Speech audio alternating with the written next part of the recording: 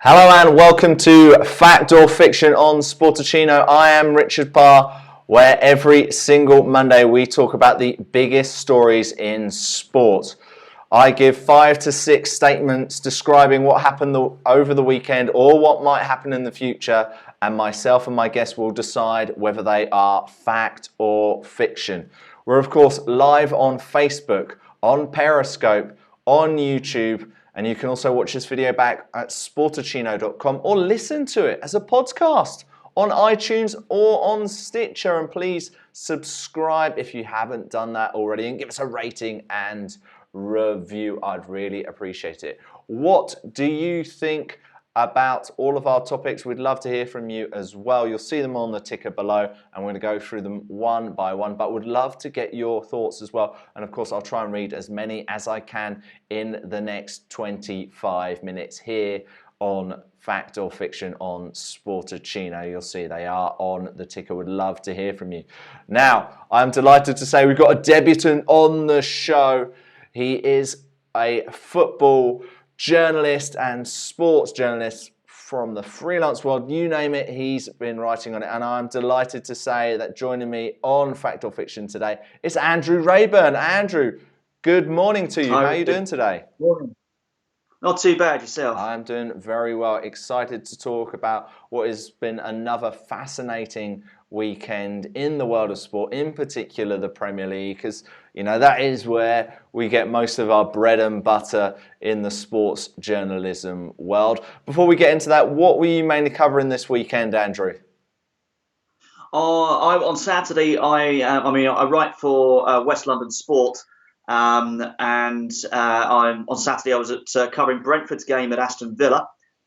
Good result for Brentford, drawing 0-0 up there. They played very well. I actually happen to be a long-suffering Aston Villa fan myself, so that wasn't such a good performance from the home side. But certainly Brentford were pretty impressive, especially given the fact that despite the fact they were impressive, they haven't won yet this season, but they could have easily have nicked it there. Obviously, you're a professional like myself. Does it sometimes become a little bit difficult to be impartial when you're watching your own team, but having to work at the same time?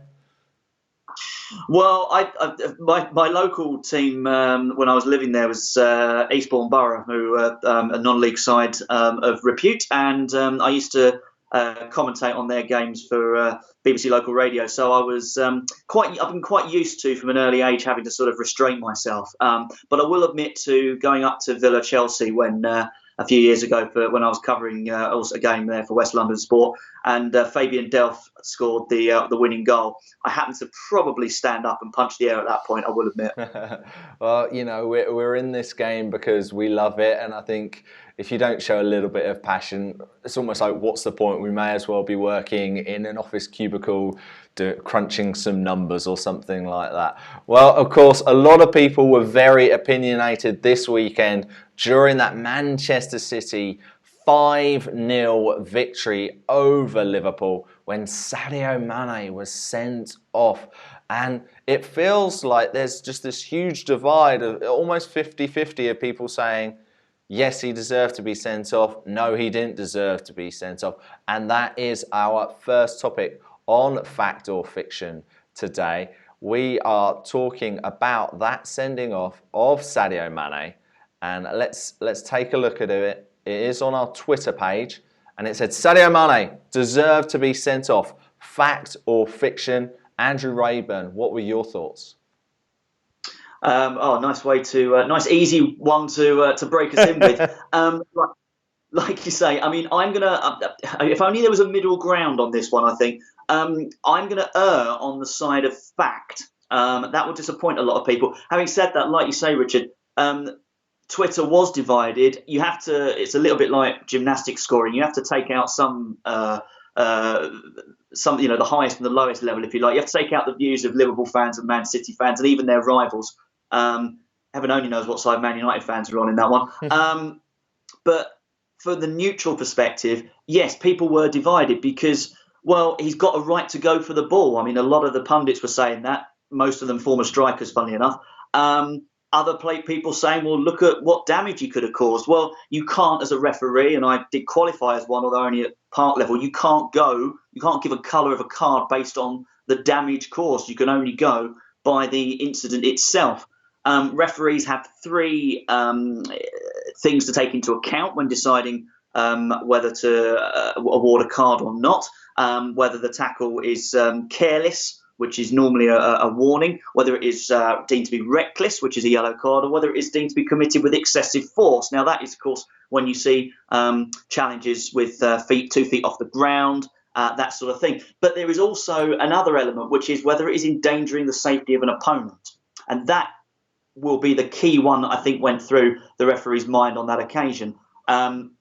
Now, you can take out the fact as to whether Ederson was injured or not. You can't go by what damage is done to him. You can only go by whether it could have done damage. And I think with Sadio Mane's momentum and everything else, I'm going to cause controversy with this, but you asked me to stick my neck out. I'm going to say that probably a red card was deserved. And actually, tacitly, I think Matt Ritchie was implying that probably he should have seen red as well the following day. Exactly. And I think I'm going to agree with you there, Andrew. I'm going to go with fact as well. When I watched the live coverage, it was almost immediately, that's ridiculous, because I just thought they clashed into each other. But it's when you saw, I think it was the third angle they put out, that it was a boot right into the face. And I know everyone's got these different arguments and all of the points that you made, but I just think if you're putting your foot that high in the air, you're looking for trouble. Whether you know whether the player or the goalkeeper is nearby at the time, I think you realise that there could be some damage, of course. And, I know he had his eyes on the ball. I know he was going for the ball. And I know he probably didn't think he would catch the goalkeeper. But if he didn't realise that the player was coming, would he have even stuck his foot out like that? He instinctively knew someone was coming. And yet, if there wasn't a goalkeeper coming, he may have waited for it to bounce and then take it on or something like that. For me, it is a red card. I've even seen things on Twitter in the last couple of days saying, well, it shouldn't be a 3-match ban. I think it should stay as a 3-match ban. Any thoughts on that, Andrew? It's an interesting one. Obviously, violent conduct. Violent conduct when it's not seen by the referee is dealt with separately. On this one, again, you've got to stick with the known rules. I don't think it's sort of worth any. I don't think it's worth extending the ban, which of course they could do in circumstances. I think. They have done with other tackles. What is interesting about the Mane incident is that other people are making the point that some people are saying, well, goalkeepers get protection because he's put his head in and everything else. Others are saying, well, if it happened to another player elsewhere on the pitch, where there wasn't a goal, because everybody's saying, well, the reward if he gets to the ball first is huge. You'll score. And other people saying, well, what happens if he puts his foot that high in the face of a midfielder? He's going to get sent off, and nobody questions it. Equally, you could raise your boot up to somebody's thigh, and you'd get sent off. So it's going to be an interesting one for the disciplinary panel to sort out. I think that one. Yeah, we'll have to wait and see what happens there. Let's move away from Manchester City and Liverpool. And let's talk about Manchester United. 2-2 draw away at Stoke. Yet at the end of the game, Jose Mourinho didn't want to shake hands with Mark Hughes, the Stoke manager. He even then later stormed out of a press conference when asked about it. So we are talking about that on Fact or Fiction today. Let's take a look at what we've got on the Twitter page at Sportuccino. Jose Mourinho should have shaken hands with Mark Hughes. Fact or fiction, Andrew? Definitely on this one, fact. Football is full of emotion.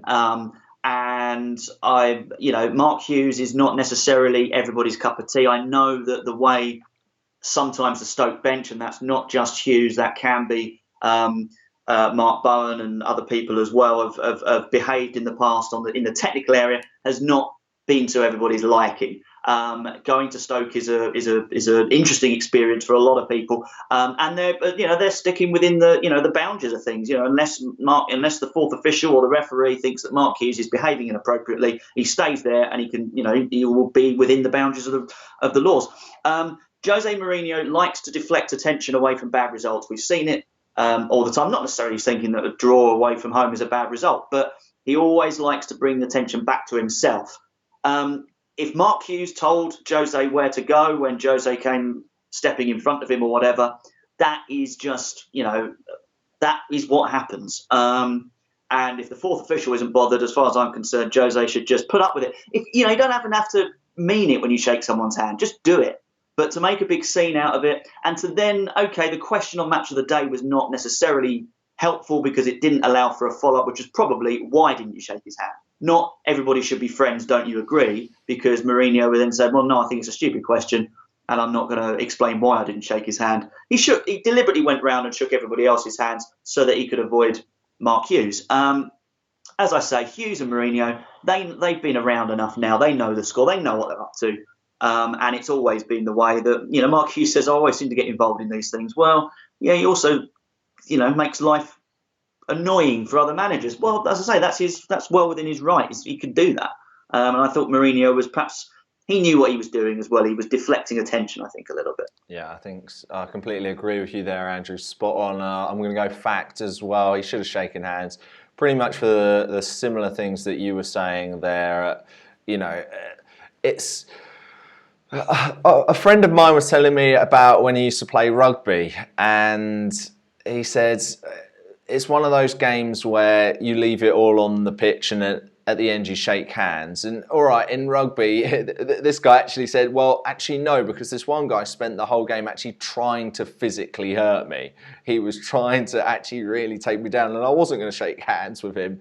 I didn't leave it on the pitch. But I think in football, it's not that type of game, and I think it is one where people enjoy it because of the release it gives us. It gives us 90 minutes to shout at our players, shout at the opposition, swear if we have to, and then at the end it's almost like, all right, we can actually be less tribal again and actually be human beings.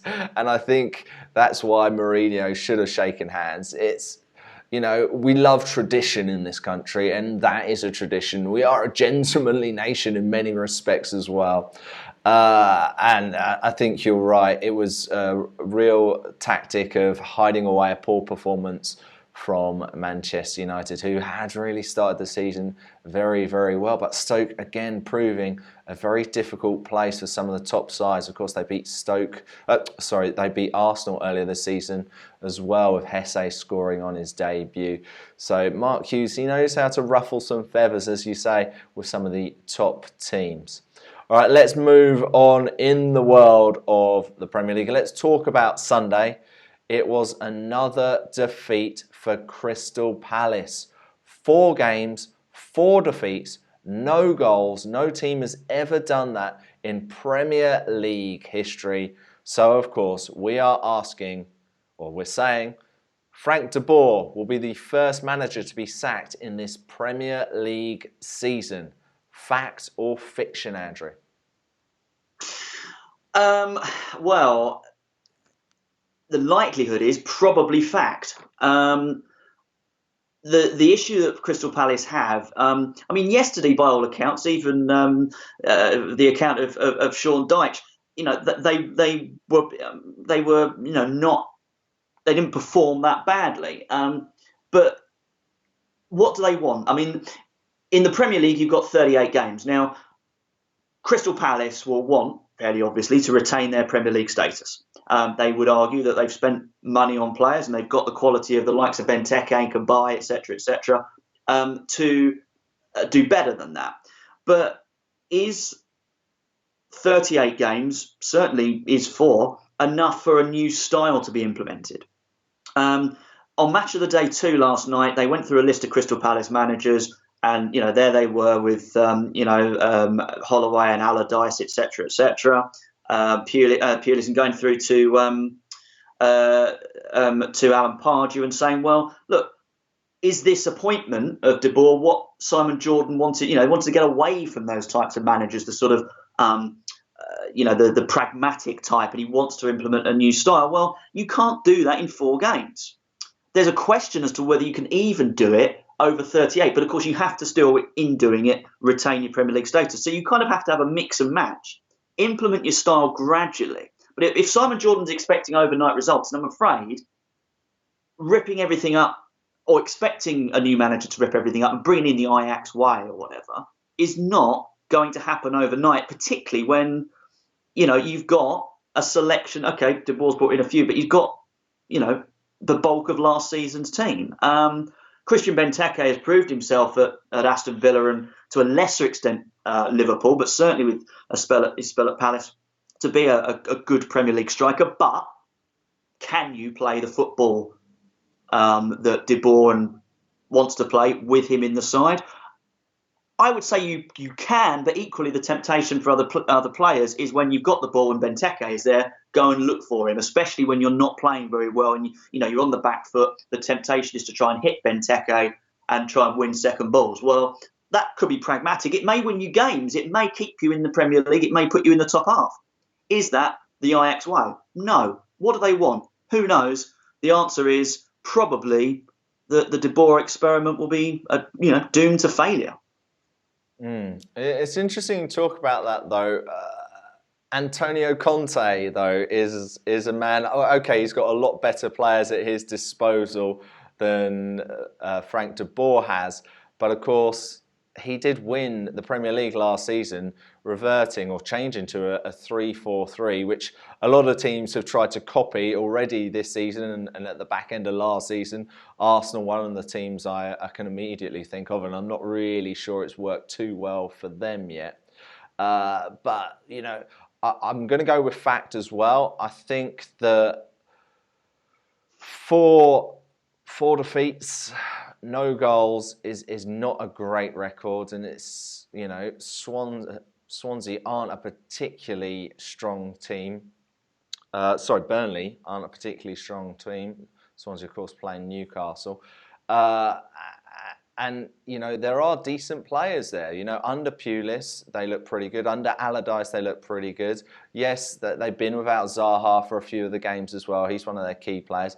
But Benteke hasn't really been scoring. I think the other one who could pip De Boer, though, which might make this fiction, is Slaven Bilic. He's under a lot of pressure. They, of course, play Huddersfield on Monday night. I believe it's at the London Stadium, where they haven't had the best of times since moving from Upton Park. And I think a defeat against Huddersfield would really put the pressure on Slaven Bilic, and perhaps he could pip him. But for the moment, I'm going to agree with you, and I believe it is fact. Now, just before we... What I would say just briefly, Richard, on that, I'm not also decrying Palace's record, because obviously that Palace fans will say, hang on a minute, 4 games, like you said, 4 games, 4 defeats, no goals, worst start, in that sense, no goals and 4 defeats since 1920 something. I understand that. But again, like you say, it's about, can that style work with those players, etc., etc. As for West Ham, Slaven Bilic, well, you have to question the relationship with the owners after the whole Carvalho controversy, where there seems to be a bit of a divide there. So it may not necessarily be actual results and performances which decide that one. Yeah, we'll have to wait and see. And I think, again, although it might not be results, but I think a home defeat against Huddersfield would be wouldn't go down at all well if that was to happen tonight. All right, before we move away from football, got a comment here on the Facebook page from Louis Albert Brown. He is talking about the Mane incident, and he's saying he knew the keeper was there. He tried to get there first, and it would have been an open goal. No intent.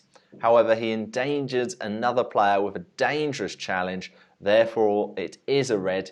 Intent is irrelevant. That's the view from Louis. We got the thoughts of Andrew Raeburn earlier and myself. If you've got any opinion on that, get involved in the conversation. We're, of course, on Periscope. We're on Facebook. We're on YouTube. And you can listen back to us on iTunes and on Stitcher and watch all of the back catalogues at sportuccino.com.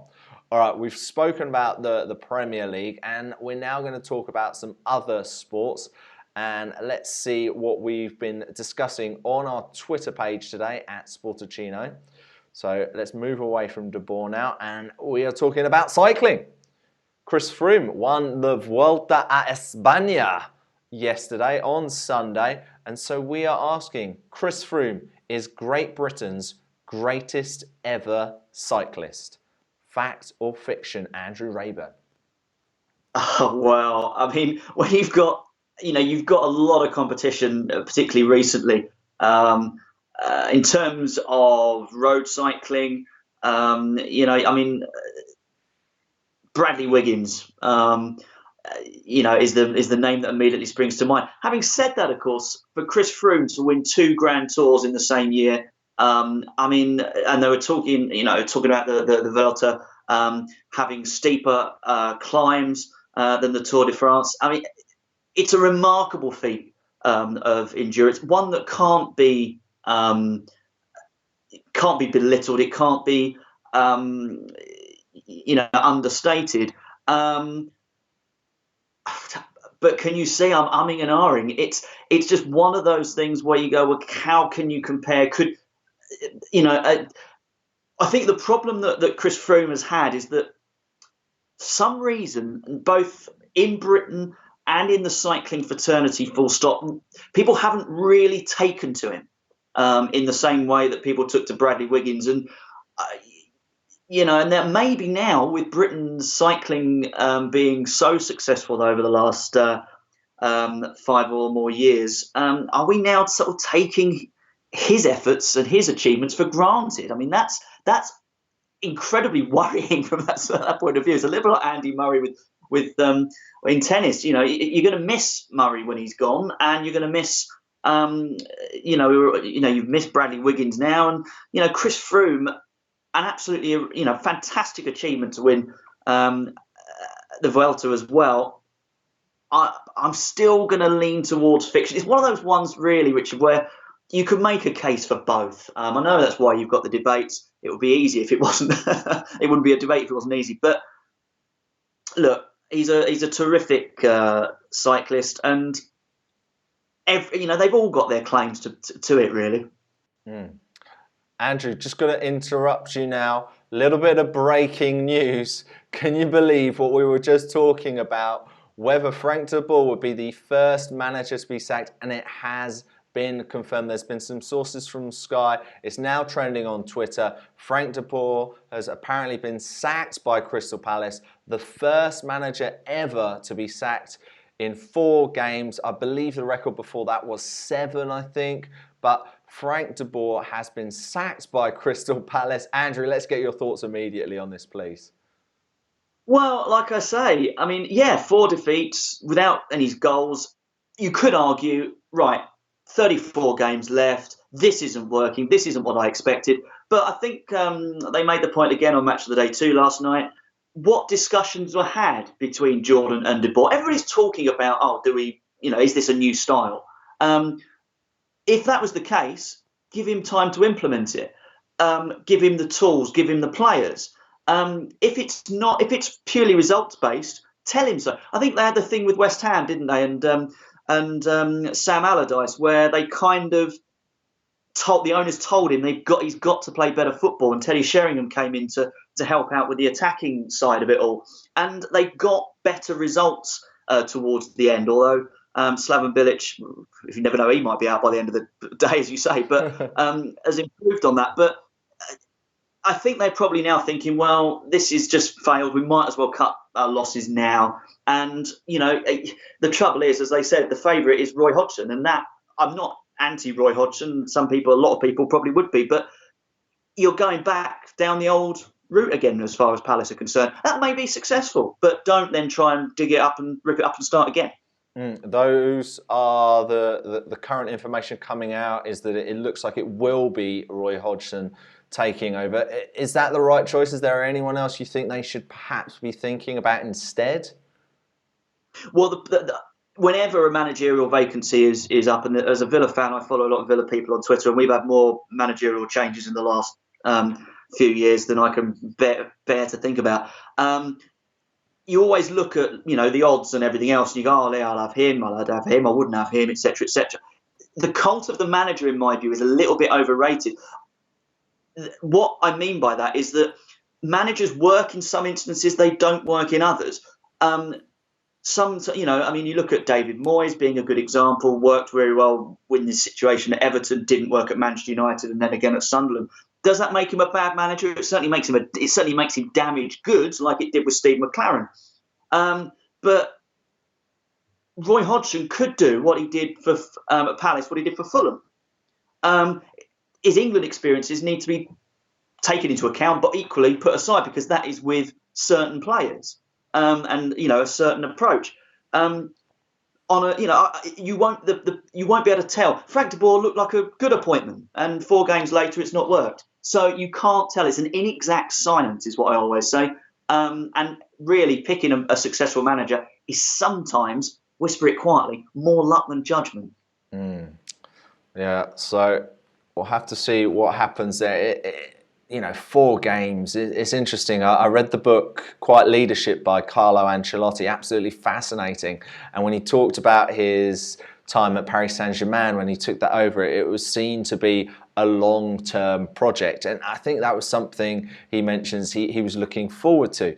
And even at a team such as Paris Saint-Germain, he realised that there isn't any long-term projects in football anymore. It's all about the short term. It's all about not even a season. It's about the Saturday. It's about what's going to happen in that match. And I don't know whether that's because of the TMZ type international TV culture, where we're used to things for only lasting 5 seconds, or we can only cope with 140 characters right now, and our brains can't cope with anything longer, that we can't actually think about this long-term planning, and we can only look back as far as 4 bad results. What must be going on in that Palace backroom? And you wonder, though, would a manager want to join a club like Crystal Palace? Yes, all right, Roy Hodgson's going to get paid very, very well. But if you know you're going to a club which might sack you after 4 games, is it worth it, Andrew? Well, I mean, in Hodgson's specific case, he was a youth team player at Palace. He was born in Croydon. He's got an affinity for the club, and I think he would like to use it as an opportunity to sort of re-establish himself as a Premier League manager. Whatever people think of Hodgson's reign as England manager, he deserves utmost respect for what he's achieved in his career thus far. He's revered at Inter Milan. He is the only England manager who's ever had previous international experience before taking the job, in terms of his time with Switzerland and Finland, and indeed the United Arab Emirates. Not giants of the footballing world, but at least he knows what having that sort of break between games is like, and planning and everything else. It didn't work out. But equally, when has any England manager, apart from possibly Sven-Göran Eriksson, and he had his critics, really worked out in an international tournament? Since the days of Venables and Hoddle. In terms of Palace and what they offer, well, yeah. Do you want to go into a situation where you've got to improve it straight away because of their situation? Managers do sometimes give a bounce, don't they? A new manager bounce. You talk about that. But what if they were to lose their next couple of games? Suddenly it's 6 defeats from 6, and suddenly, they really are staring down the barrel. It won't necessarily be improved overnight. The one thing I'd also say is, and I don't know what the De Boer situation was actually, but if you get a manager with a backroom team coming in, and the manager goes and the backroom team then goes, you've got another manager bringing his people in, and it all starts again, if you like. The best run clubs, they may not be the most successful necessarily, but the best run clubs are those with a structure in place, like Southampton, where you could just almost drop in a manager, and the structure in terms of transfers, recruitment, scouting, all that lot is already in place, and the strategy for that is a long-term one, and you just bring in almost like a head coach to oversee that. Palace are a long way behind that, as far as I'm aware. Something similar to, say, what they do at Watford, where they just replace the manager every year anyway, and get half their players from. and then get half their players from Udinese anyway. Let's just have a quick look at those defeats by Crystal Palace this season. Started off with a 3-0 home defeat against Huddersfield. Then lost to Liverpool, which it depends which Liverpool side turns up these days, but that was a bit of a better Liverpool performance than the one against Manchester City. Lost 1-0 there. They did get a League Cup win over Ipswich, 2-1 win there. 2-0 defeat at home to Swansea and a 1-0 defeat away to Burnley. You know, looking at those results, Andrew, beyond Liverpool, those are 3 games out of 4 where, as a Palace fan, you'd be expecting something out of them. Games coming up, they're home to Southampton. Then they've got League Cup game against Huddersfield. Then they've got Man City away, Man United away, Chelsea at home. Oh, so Hodgson, if it is confirmed that he takes over the role, he's got what you consider a bit of a warm-up game against Southampton, and then it really is going into the cauldron against Man City, Man United and Chelsea. It could be a very difficult next few weeks for Crystal Palace. All right, Andrew, let's return to our topic of conversation. We are talking away from the Premier League. We stepped away and then we went straight back. You were giving your thoughts about Chris Froome being Team GB, Great Britain's greatest ever cyclist. I'm actually going to say that I believe he is. Similarly to you, you know, there's so many people you could argue with. You know, Chris Hoy, absolutely amazing Olympian for Britain. Bradley Wiggins, the first ever British Tour de France winner. But 4 wins, 4 Tour de France titles. The Vuelta a España, I think what would really make him go down as an all-time legend would be a Giro win as well. You know, there's also, I think there's 6 people who've won 5 Tour de France's. If he wins that, I think you're really putting him as one of the greatest ever. But I'm going to say fact, he is he is Great Britain's greatest ever cyclist. All right, let's move on to our last topic of the day. We're going a little bit over because of that breaking news, and we're talking about tennis. Rafael Nadal. He won his 16th Grand Slam on Sunday at Flushing Meadows, winning the US Open, beating Kevin Anderson, Mr. Anderson. And so we are saying Rafael Nadal will end his career with more Grand Slam titles than Roger Federer. Fact or fiction? I'm going to say fact, but again, I am umming and ahhing about that. The thing with Federer is he is defying, you know, the aging process. I mean, so are a lot of other people, of course. I mean, we've even had Venus Williams sort of having her Indian summer, if you like. So you can't tell how long players will go on for. I mean, Bjorn Borg retired in his 20s. Nowadays, Federer, how long will he go on for? Injuries are a crucial factor, but he took that break and came back, and you know, we've had the 4 Grand Slams now split between Federer and Nadal, which you couldn't have forecast when everybody pitched up at Melbourne in January. Nadal, of course, though, has the benefit, if you like, of being penciled in for every Roland Garros between now and eternity, really. Not a guarantee, obviously. And you used to be able to say that about Federer at Wimbledon. But I just wonder whether, certainly Nadal will struggle, I think, at Wimbledon in future because, you know, his mobility that you need at, you know, on a fast-paced grass court is he struggles with a little bit with his knee, and he's had some poor results in the last few years. So Federer will have the advantage there. But Nadal, of course, is, you know, you talk about who is the greatest tennis player of all time. And again, you can't compare over eras and everything else. Rafael Nadal has to be the greatest ever exponent on a clay court without question. And that will be where he's got his opportunity to overtake. There's only a few titles between them. It'll just be fascinating to see what happens when, you know, Murray and Djokovic are fully fit again.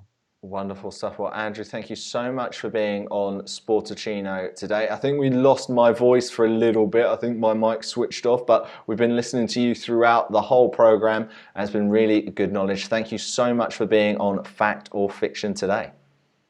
Been a pleasure, Richard. Thank you.